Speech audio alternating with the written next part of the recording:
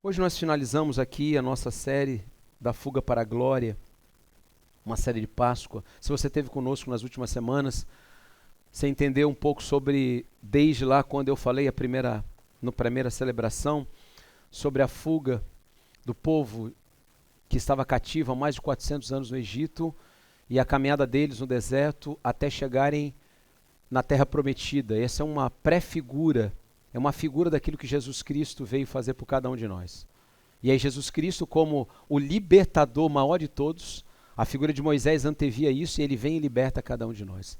E eu quero falar um pouco sobre isso aqui nessa manhã e falando sobre a resposta da obediência. Esse é o tema aqui dessa manhã.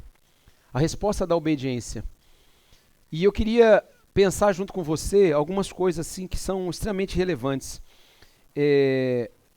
Obedecer é uma resposta à autoridade que foi instituída. Eu queria que você pensasse comigo sobre isso.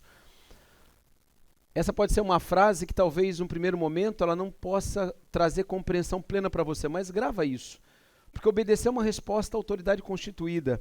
Então vamos pensar comigo que cada um de nós, em algum momento da nossa vida, ou em vários momentos da nossa vida, nós estamos debaixo de autoridades, de comandos, de ordens, e a nossa obediência a essa autoridade revela, de fato, se nós compreendemos a autoridade, nos submetemos a ela. E eu vou pegar um exemplo muito claro aqui, que é o exemplo de pai e mãe. Tem muitos que são pais e mães aqui. Você que é pai e mãe foi investido por Deus, em primeiro lugar, depois pela lei, ok? Mas por Deus, em primeiro lugar, como autoridade máxima sobre a vida do seu filho e da sua filha, ponto. Portanto, a obediência é uma resposta. Quando você diz assim para o filho, filho, obedece a mãe, filho, obedece o pai, você está, na verdade, declarando um desejo seu de que o seu filho e a sua filha responda a essa autoridade que foi outorgada, dada por Deus, porque você crê, pensa comigo, que o melhor caminho para o seu filho é aquilo que você está dando para ele agora. É ou não é assim? A gente pensa dessa maneira, a gente constrói a nossa vida assim. Quando a gente, por exemplo, sai de um lugar e vai para outro, e a gente passa numa fronteira, ou vai passar por algum posto de vigilância que tem uma polícia, um policial, ele está investido de autoridade estatal, então a nossa obediência é uma resposta à autoridade. Então a gente começa a caminhar a nossa vida construindo isso. E agora vamos passar isso para a realidade espiritual, para aquilo que Deus fala, e especialmente para esse dia especial de Páscoa. E eu quero ler um texto em Hebreus. Quero que você abra a sua Bíblia lá no capítulo 5 de Hebreus, a partir do verso 8.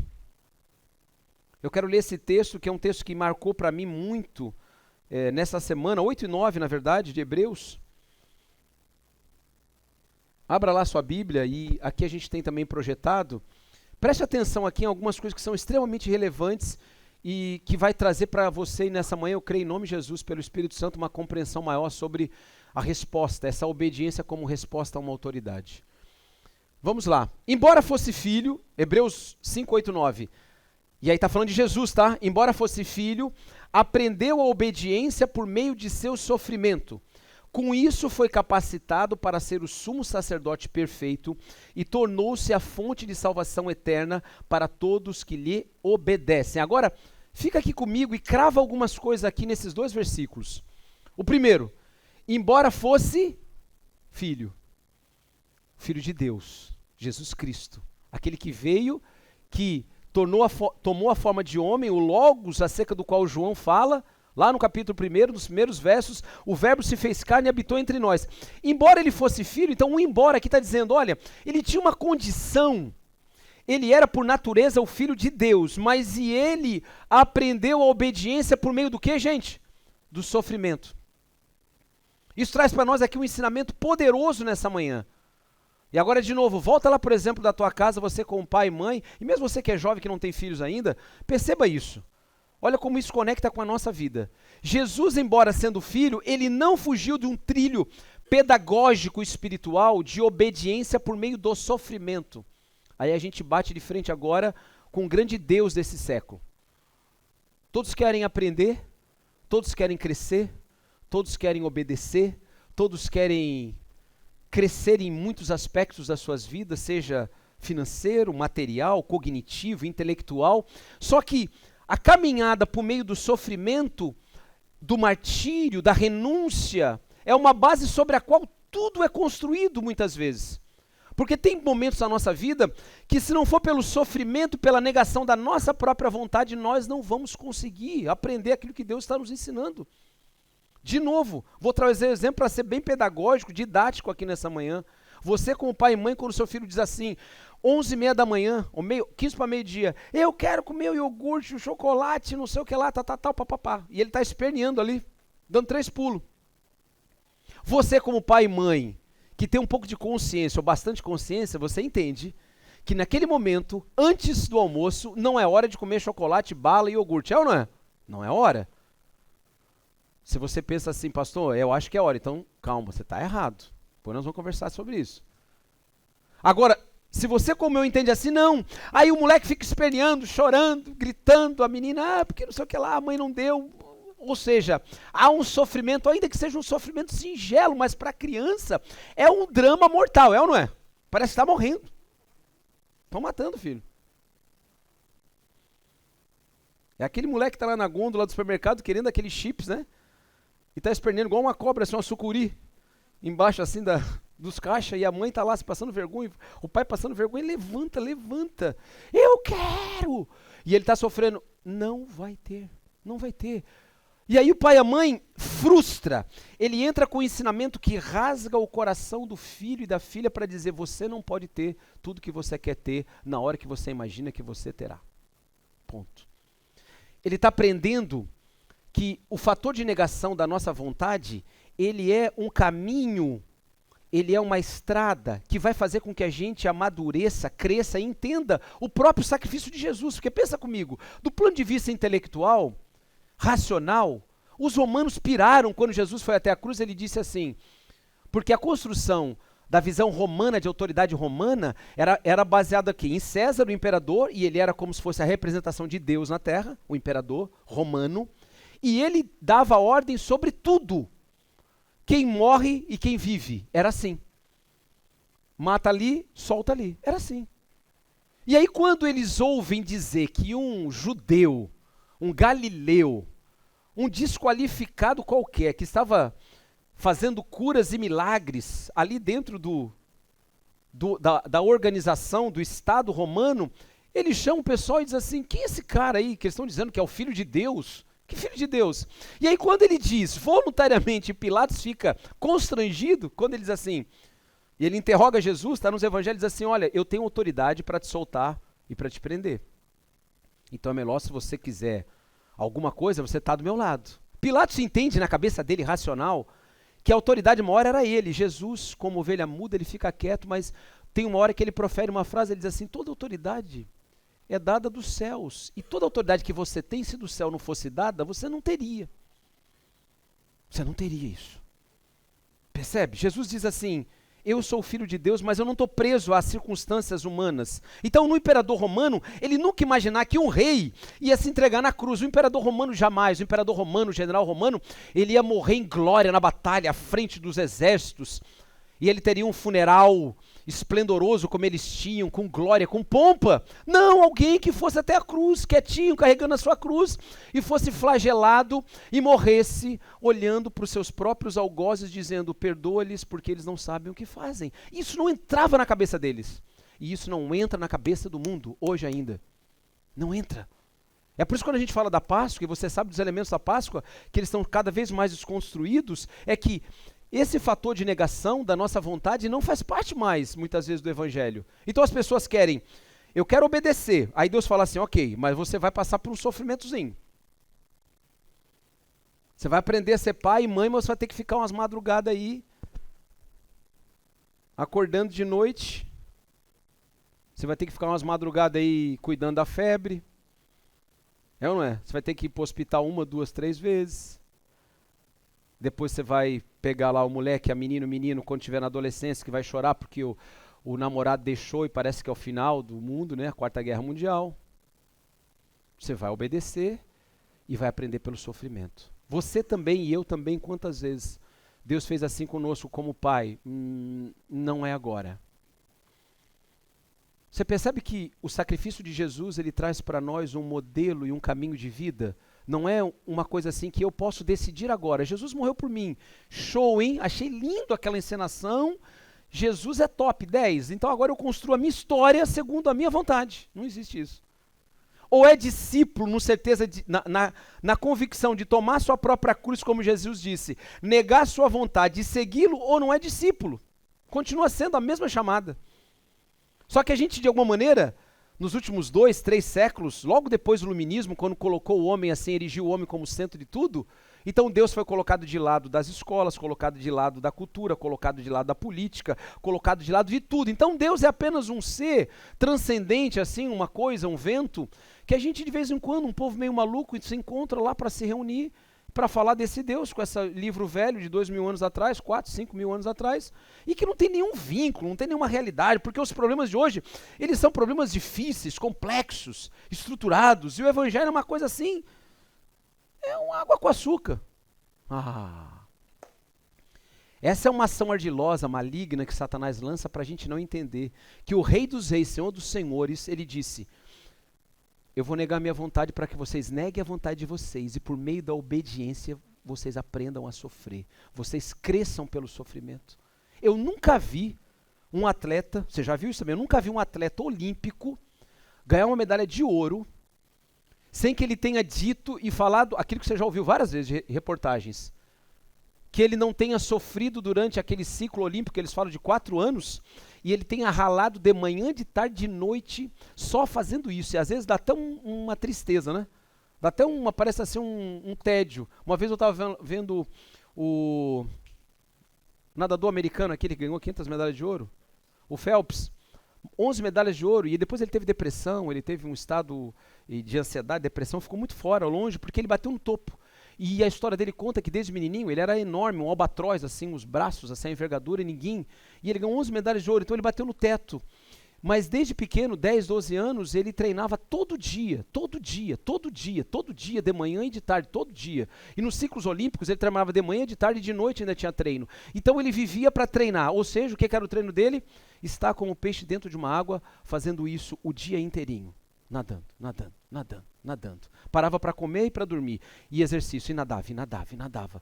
Para que um dia ele pudesse estar lá no topo cantando o hino americano, vendo a bandeira americana hasteada no alto, no mastro maior, e ele pudesse se orgulhar de tudo aquilo que ele fez. Mas ele sacrificou a vida para isso. Para a gente entrar nos céus, irmãos, isso não é mérito nosso, você sabe, né? A salvação é de graça, é dom de Deus. É conquistada mediante a fé para que ninguém se soberbeça. A palavra fala sobre isso.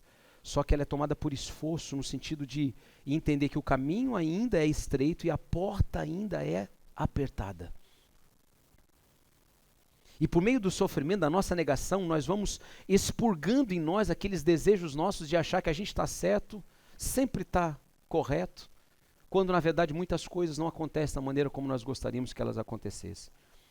Jesus se revela ao mundo e firma um compromisso de ser salvador, mediador e intercessor. Hebreus 7:25 fala sobre isso. Olha aqui comigo. Portanto, ele quem? Jesus é capaz de salvar, Jesus é salvador, perceba isso, de uma vez por todas. Não precisa de ninguém mais, não precisa de um político, de um governante, de um guru, Jesus Cristo, uma vez, e a Bíblia diz que quando ele diz, Pai, em tuas mãos eu entrego o meu espírito, no último suspiro dele, a Bíblia fala que os céus se rasgam de alto a baixo, tudo é reconciliado naquele momento, então não precisa ninguém vir com um guru, com 7 passos para isso, Jesus é o centro de tudo. Então ele é o Salvador de uma vez por todas, para que todos aqueles que se aproximem de Deus por meio dele, ele é o mediador, percebe? Eu vou me aproximar de Deus por um caminho agora que eles estão falando aí que é um caminho top. Não precisa mais de Jesus, ou eu boto Jesus ali com outra coisa. Tem um outro mediador. E sabe qual é o mediador agora? Desses tempos? Sou eu mesmo. Olha que interessante. Tem crente achando que ele é o mediador. Então não precisa mais ir na igreja, não tem mais comunhão com os irmãos. Não precisa de nada, porque eu mesmo, diante de Deus, eu faço essa mediação. Jesus Cristo é o meu Senhor, Deus é o meu Pai, o Espírito Santo é o meu Consolador. Então construiu toda essa arquitetura espiritual, então ele entende assim que ele não precisa de nada. É por meio de quem? Por meio de Jesus Cristo, o único sobre o qual Deus imputou toda a ira dele foi Jesus. E o único sobre o qual Deus deu e designou ele para ser o Salvador é o próprio Cristo. Então, ele é Salvador porque ele é capaz de salvar. Por meio deles, todos aqueles que o quê? Se aproximam de Deus.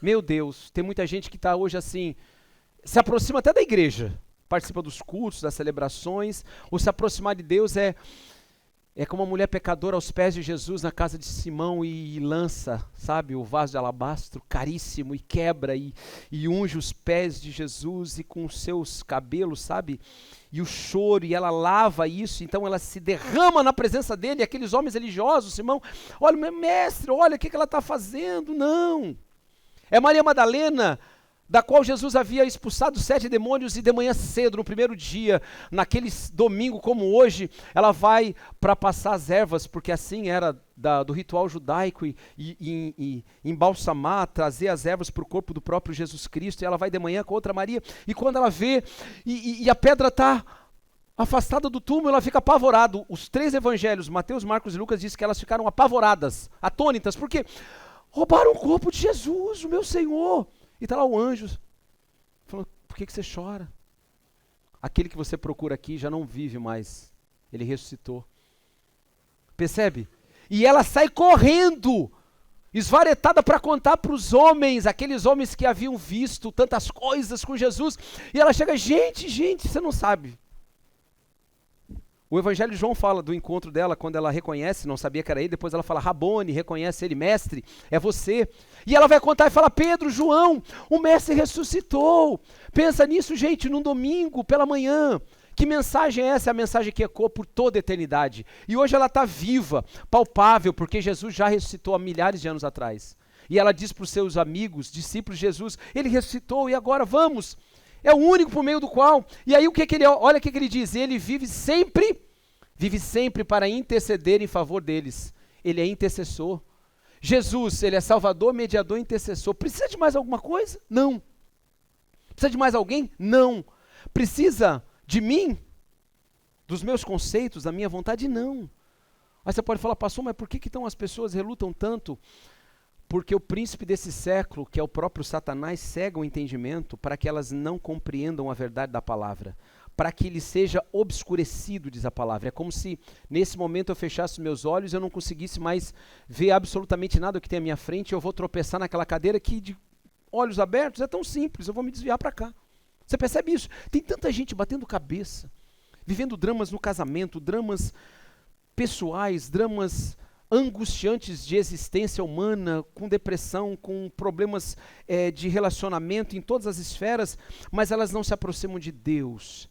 Elas não querem, como a própria Maria, que era uma mulher renegada, Maria Madalena, e passa a ser a primeira.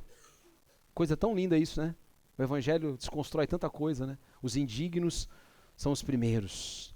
Aqueles que se sentem mais pecadores, como Paulo fala, eu sou o pior dos pecadores, são os primeiros acolhidos. Por quê? Porque Deus rejeita o coração orgulhoso. Ele não quer saber do orgulhoso. Ele não quer do cara que olha e fala assim, eu não preciso de um Salvador. E ontem eu ainda comentava com uma pessoa, compartilhando o Evangelho, ela não é crente, eu disse assim, quem que precisa de um salva-vidas no mar? Eu perguntei para ele. Aí ele parou, pensou. Aí eu ajudei e falei assim, não é quem está se afogando? Eu falei, sabe nadar? Eu falei, sei. Então você necessariamente não precisa de um salva-vidas, a não ser que você esteja num apuro muito grande. O cara que sabe nadar, vai lá para o mar, fura umas ondinhas, vai lá dentro. É ou não é? Se você sabe nadar, já fez isso. Ou numa piscina. Agora, o cara que não sabe nadar, que vira um barquinho, ele acha que vai morrer afogado, mas a água está batendo aqui no joelho, é ou não é? É só fala, levanta aqui. Mas já começa a ficar apavorado. Por quê? Porque ele precisa de um salva-vida. Quando ele vê um salva-vida com uma boia, chegou o meu Salvador. Enquanto nós não olharmos para a nossa vida e compreendemos que nós precisamos de um Salvador todos os dias para nos orientar, e por meio do sofrimento, lembra, embora sendo filho, aprendeu a obediência por meio do sofrimento. Nós vamos aprender a ser obedientes muitas vezes porque Deus, ele vai fazer assim, esmiuçar a nossa vida, ele vai cravar a mão dele sobre nós, mas fique tranquilo. Ele trata a gente assim como filhos, porque Deus disciplina os seus filhos. Isso traz uma nova identidade para nós. O texto da palavra, você não precisa abrir não, e esse texto é lindo porque Hebreus 8:6 fala que toda aliança é baseada em promessas superiores. Agora, porém, Jesus, nosso sumo sacerdote, recebeu um ministério superior, pois dele é o mediador de uma aliança superior, baseada em promessas superiores. Fica aqui comigo, você que é casado. Toda aliança está baseada em promessa, crava isso aí. Toda aliança está baseada em promessas. Quando eu casei com a Adriana, eu fui lá, 9 de janeiro de 99, eu fiz uma aliança com ela baseada no quê? Em promessas. Eu disse que haveria de cuidá-la, de protegê-la até o último dia da nossa vida, um para o outro. É ou não é? Quem é casado já fez isso. Os votos. Então, aliança baseada em promessas. Até o momento que Jesus veio e ele se entregou por nós, havia uma aliança de Deus com os homens baseada em promessas. Só que aquelas promessas eram promessas que estavam baseadas lá na lei. Ou seja, elas ainda eram uma figura, uma sombra. É como se eles pudessem acessar Deus, mas de uma maneira limitada. Percebe isso? E vamos trazer para a nossa realidade. As pessoas que não conhecem a Cristo Jesus e elas querem ter acesso à espiritualidade, elas estão indo não sei aonde, elas estão presas a alianças que elas têm, baseadas em promessas que fizeram para ela, do tipo assim, se você vier aqui, se você fizer isso, 7 passos para isso, 10 passos para aquilo, promessa, promessa, promessa, você vai gozar dessa aliança, você vai ter isso. Mentira. Por que a palavra está dizendo isso? Que Jesus Cristo, ele recebeu um ministério superior, baseado em promessas superiores. Então, guarda isso. O ministério de Jesus é superior a tudo, baseado em promessas superiores. Você fala, qual é a promessa superior? Por favor, me diga. A promessa superior é que ele, como filho de Deus, iria morrer por nós, para que nós pudéssemos viver uma nova vida e por toda a eternidade estar ao seu lado. Você percebe? Alguém tem uma promessa maior do que essa? Ninguém tem uma promessa maior do que essa. Você já viu alguém prometer isso? Ao longo da história, todas as religiões prometem paz, bem-estar para os homens, prometem vida longa e prometem eternidade. E aí que eu, obviamente, não estou caminhando dentro de um projeto ou de uma linha de islamofobia, falando mal do Islã, não é isso, mas falando da região islã, dos muçulmanos e do islamismo. Na concepção islâmica, e inclusive eles estão no Ramadã, termina a semana que vem, um mês sagrado deles, de jejum e oração, eles entendem que logo após a morte e o sacrifício, o martírio, a entrega deles, a renúncia, a própria vida dada, e seja através de um ato terrorista ou qualquer outra coisa, mas a entregue vai fazer com que eles vivam a eternidade gozando de alguns benefícios. Então, está muito baseado no mérito. Eu vou fazer isso, eu vou me entregar, eu vou fazer isso, isso e aquilo. E aí por isso eu vou ter lá na minha parte, onde Maomé me prometeu, eu vou ter isso, eu vou ter aquilo, eu vou ter mulheres, eu vou ter riquezas, baseada no mérito. A salvação mediante Cristo é graça, é uma ação de Deus para nós. Então, quando você pensa assim, que quando você faz uma promessa, você está se aliançando com alguma coisa. Quando você chega lá no teu trabalho e diz assim, você assina uma carteira de trabalho, você está dizendo para o teu patrão que você vai chegar, se começa às 7 horas, você vai chegar às 7. É uma promessa, tem uma aliança, é uma carteira de trabalho. É ou não é? Se você tem uma aliança, e aí agora receba a correção também. Se você tem uma aliança em qualquer lugar que você diz que vai chegar no horário, você tem uma promessa e precisa ser cumprida. Então, promessa e aliança, promessa e aliança. Tudo está nesse plano. Quando Deus vem, ele estabelece uma promessa maior e uma aliança maior. Ele está dizendo assim, ó, tudo agora é revogado. A maior aliança e a maior promessa é Jesus Cristo. E se vocês quiserem usufruir de tudo isso, caminhem debaixo da direção dele. Consegue perceber isso? Como é poderoso, porque é uma aliança maior do que a nossa própria vida, é uma aliança maior do que os nossos próprios méritos, ela se encontra assim numa atmosfera que a gente não consegue tocar pela nossa própria competência ou habilidade. E talvez você esteja aqui nessa manhã pensando assim, qual é a aliança maior? Eu queria que você pensasse nisso. Qual a aliança maior que dirige a sua vida? Qual a aliança maior? E nessa semana também, ontem eu estava numa reunião e tinha uma moça, filha de um conhecido meu, enteada na verdade, e eu falando para a moça, ela não é cristã não. E aí estava uma roda assim, eu estava conversando, e eu disse assim para ela não tem namorado, tem 20 anos, eu falei para ela, você, se você me permite dizer isso, você deve procurar um rapaz que tem uma aliança superior à aliança que ele vai ter com você. Aí ela não entendeu, eu expliquei. Se você tiver um namorado, um noivo, um futuro esposo, que ama mais a Deus do que a você, você casa com ele. E ele vai ter que revelar isso. Se a aliança dele for maior com Deus, ele amar mais a Deus do que a você, e isso pode parecer assim, mas como que vai se revelar? Porque Deus está lá, ele não toca? Não, tem como se revelar sim. E eu disse para ela, nunca namore, e muito menos se case com um homem, e aí vale também para a moça, para o rapaz, para um lado e para o outro, mas ali era uma moça de 20 anos, com um rapaz que não ama Deus, que não tem uma aliança poderosa com Deus. Porque na hora que ele sentir que o sofrimento o chama, que a dor o chama, que a renúncia o chama, ele vai correr. Ele não vai estar junto. Não vai estar. E é porque quando a gente aconselha algum casal, vai ter filhos, alguma coisa assim. Vocês estão prontos, no sentido de preparados a uma nova jornada, sabendo que as madrugadas não serão mais as mesmas, os finais de semana não serão mais os mesmos, a vida não será mais a mesma, será muito melhor, mas você vai ter que renunciar. Ah, mas eu não sei, eu não quero viver isso, e tarará, tarará, e acontece o que acontece. Saiu agora semana passada, não sei se você viu, o dado do IBGE, o único estado em Santa Catarina, então parabéns aqui para as mamães, estou vendo a Lisa ali, né? E outras mamães aqui, a Sara, que já está incorporada aqui à terra, aqui está a Renata, tal, assim, o único estado no Brasil, escute bem, o único estado no Brasil, que a taxa de fertilidade e de natalidade, na verdade, aumentou 2,8, foi Santa Catarina. Todos os outros estados no Brasil decresceram, todos. Alguns no Nordeste a 6,7, 6,8. O que isso revela? Pastor, o que tem isso a ver com muito a ver? Porque quem que não está querendo ter filho? Os jovens. Por quê? Porque isso vai tolher a minha liberdade. Isso vai tomar meu tempo, meu prazer. Isso vai sacrificar alguns dos meus dias. E eu não sei, não tenho como explicar, enfim. Mas aqui em Santa Catarina, ainda, glória a Deus, as mulheres estão tendo filhos, as moças estão tendo filhos, e 2,8 estão crescendo.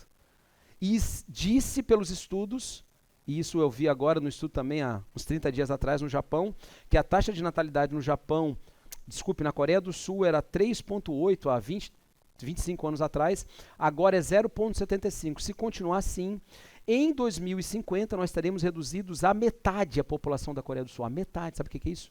É como se fosse uma bomba dizimando. Por quê? Porque eu não quero obedecer por meio do sofrimento. Eu não quero ser pai e mãe, eu quero continuar sendo solteiro, vivendo a minha vida.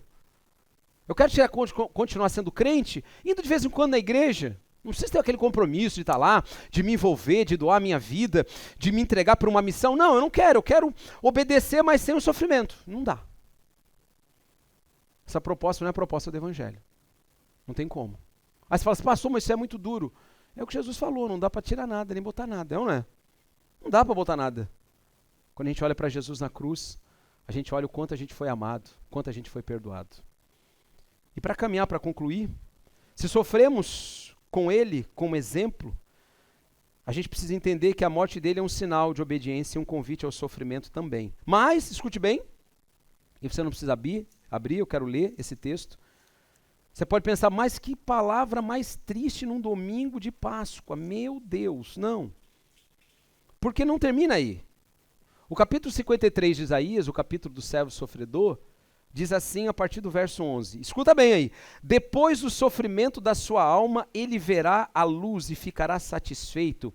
Pelo seu conhecimento, meu servo justo justificará muitos e levará a iniquidade deles. Por isso eu lhe darei uma porção entre os grandes, e ele dividirá os espojos com os fortes, porquanto ele derramou sua vida até a morte e foi contado entre os transgressores. Por isso levou o pecado de muitos e pelos transgressores intercedeu. Depois do sofrimento da sua alma, ele verá a luz e ficará satisfeito. Percebe isso? Depois do ele vem, e aquilo que havia de obstáculo para que a gente pudesse ter uma plena consciência e a percepção de que Jesus morreu por nós, ele rompe tudo isso. Ao alvorecer daquele domingo glorioso, o profeta Isaías, 700 anos, está dizendo isso antes. A luz resplandece nas trevas. Ei, olha só, queridos, a luz já resplandeceu nas trevas. Ele verá o sacrifício dele sendo cumprido, o sofrimento dele sendo cumprido, e a gente vai ver isso na nossa vida e na nossa casa. Perceba isso. A morte não o deteve. Eu queria que você pensasse aqui comigo, preste bem atenção. O que aprisiona você que ainda você não consegue dar um passo assim de fé? O que que você olha para a sua vida e você percebe assim, o que que ainda me impede de viver plenamente esse sacrifício e obedecer pelo sofrimento, para poder entender que Deus, a palavra fala em Hebreus, Deus nos disciplina porque Ele nos trata como filhos. Ei, fique tranquilo, qual é o pai que por mais um que seja, a palavra diz isso, quando o filho lhe pedir pão, vai lhe dar pedra? Hã? É ou não é? E aí Deus fala, quanto mais o vosso Pai Celestial vos dará todas as coisas em Cristo Jesus. Mas não é tudo como uma varinha mágica. É um caminho, é a paixão, é a entrega. E sabe, quando eu fui em 2017 lá, na peregrinação, na Terra Santa, o ápice de tudo sempre é o túmulo.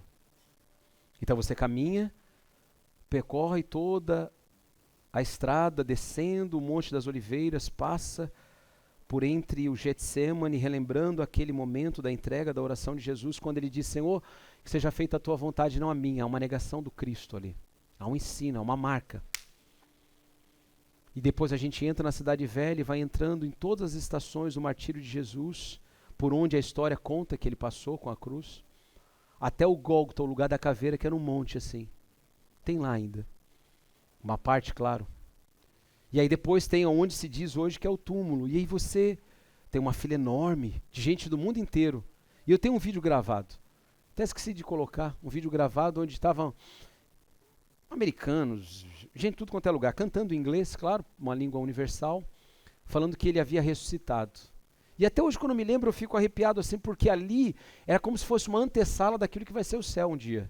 E estava todo mundo cantando, a capela, e batendo palma, e cantando, e aí tinha uma fila para entrar dentro do túmulo, que é um buraco na parede, você já deve ter visto assim, numa rocha, porque assim eram os túmulos, ainda são alguns assim lá, e você entra e fica um pouquinho ali. E aí tem uma pedra, um cercado, e aquela pedra assim, é onde, em tese, né, Jesus teria sido colocado ali, o corpo de Cristo. Aí você entra naquela atmosfera, você entra abaixadinho, porque é pequenininho, e você fica ali, tem que ficar 10, 20 segundos no máximo, não tem como ficar ali deitando, não pode passar daquela, uma portinhola, mas você vê assim a pedra, né? Tirando a questão toda, se é ali ou não é, se era o outro, esquece, mas era igual aquele ali, e em tese era aquele ali. Quando eu entrei ali, eu fiquei pensando, puxa, que esperança linda é essa, de saber que a gente serve a um Deus que não está mais ali. A gente canta a alegria de saber que Ele ressuscitou, de que Ele vive para todo sempre, de que Ele está vivo no nosso coração por meio do Espírito Santo, que não é uma história da carochinha, não é uma história que simplesmente nos trata como quaisquer outras pessoas, mas como filhos. E isso vai disciplinando a gente nessa jornada até o dia em que Cristo Jesus vai nos resgatar. Amém? E a gente vai cantar como naquele dia lá, todo mundo cantando e batendo palma. E não tem como você não ser tomado de emoção e pensar assim, uau, que lindo. Que lindo. Um dia isso vai acontecer na plenitude. Mas agora, me ajuda, pastor, com o meu drama. Jesus Cristo é Salvador, mediador e intercessor de uma nova aliança que está disponível para você hoje, amanhã e sempre. Toda angústia do seu coração, toda a tribulação da sua alma pode ser retirada por meio dessa entrega. Então entregue-se, não é para mim, não é para a igreja, para a religião, é para Jesus, para a sua vida, para a sua casa, para o seu futuro. Tem uma frase de um grande pregador americano, Edwin Chapin, do século XIX, pregador reformado. Ele dizia que toda ação nossa é o tocar de uma corda para a eternidade. Toda ação nossa, humana, é o tocar de uma corda para a eternidade. Já parou para pensar? Que hoje você está tocando uma corda num tom para a eternidade, para a sua eternidade. Você pode simplesmente negar tudo isso. Reconhecer que Jesus foi até bonzinho, Jesus fez até coisa legalzinha, ele fez. Curou lá tal, mas ele não tem nenhuma implicação na minha vida hoje. Isso vai ter uma implicação na eternidade. É uma nota, é um tom tocando. Agora, se você entender isso no Espírito, de que Jesus Cristo morreu por você, para que você seja um discípulo dele nessa terra, para que você entregue a sua vida por ele, meu irmão, minha irmã, você vai viver os dias mais gloriosos sobre a terra. Sem sacrifício não, com ele também. Com dor também. Com dor de cabeça às vezes, com dor de cabeça, com problemas inúmeros. Mas com a glória de Deus visitando você na plenitude do Espírito Santo. Isso é ser igreja. um olhando para o outro e caminhando nessa direção. Amém? Quero orar por você, orar junto com você. Quero convidar você a ficar de pé nesse momento, em nome de Jesus. E eu oro, Senhor, abençoa cada um daqueles que aqui estão nessa manhã, para que ao saírem daqui saiam comissionados, abençoados, esclarecidos por meio da Tua palavra, pela ação do Teu Espírito, para que a nossa vida seja essa resposta àquilo que aconteceu na cruz há tantos e tantos anos atrás. Obrigado, não somos merecedores, mas nos tornamos filhos de um Deus vivo e poderoso. E isso nos traz paz e descanso à nossa alma, sossego à nossa própria vida. Abençoa, Deus, os teus servos e servas, cada família, em cada situação mais específica. Oramos por todos aqueles que de alguma forma se encontram abatidos, cansados, enfermos do corpo e da alma. Que o Senhor os levante, Senhor, desse calabouço, do cativeiro que já foi rompido, e que o Senhor os faça, ó Deus, novas criaturas, assim como o Senhor nos fez um dia. Obrigado porque temos um Salvador, temos um mediador e temos um intercessor. Não estamos sozinhos nesse mundo, temos o nosso Senhor e Salvador Jesus Cristo, o nosso Deus Pai e o nosso Espírito Consolador. E somos a igreja, aleluia, o corpo vivo de Cristo, chamado para impactar o mundo com a pregação do Evangelho do Reino de Deus. Celebramos a Páscoa, celebramos a vida, celebramos a ressurreição do Cristo, do Cordeiro de Deus, porque Ele vive e reina para sempre e sempre. Se você crê, diga amém. Obrigado, Jesus.